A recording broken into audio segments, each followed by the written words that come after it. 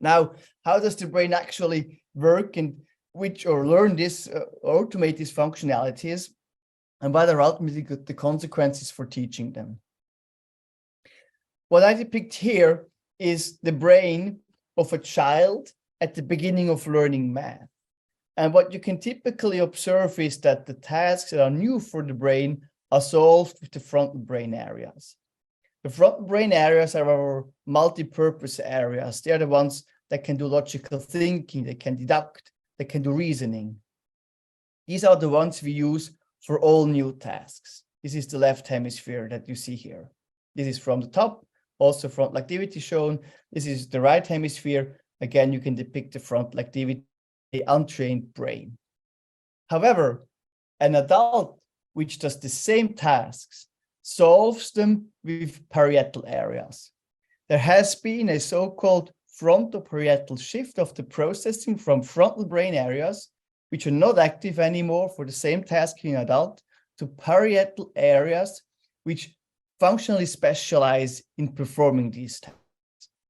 And that has several advantages. On the one hand, the tasks themselves require less effort. You can quite obviously see that there are less colored, less triggered areas in an adult brain for the exactly same tasks.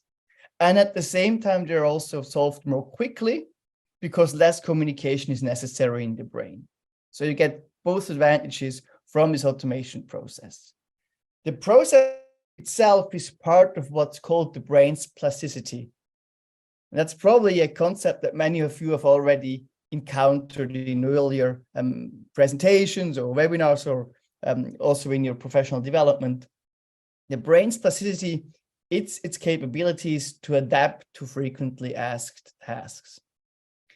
And this adaptation happens through repetition. It needs hundreds, if not thousands of repetitions for the brain to become functionally specialized on these tasks. Just as a side remark, it's not the same as learning by heart or as memorizing. Memorizing is actually done here in the left prefrontal cortex, where you actually save facts. This process here is a process and of changing neurological structures to support these processes. And it's kind of almost a subconscious process. You don't have very much active control as a learner over this process. It's just something that the brain trained itself to do through evolution.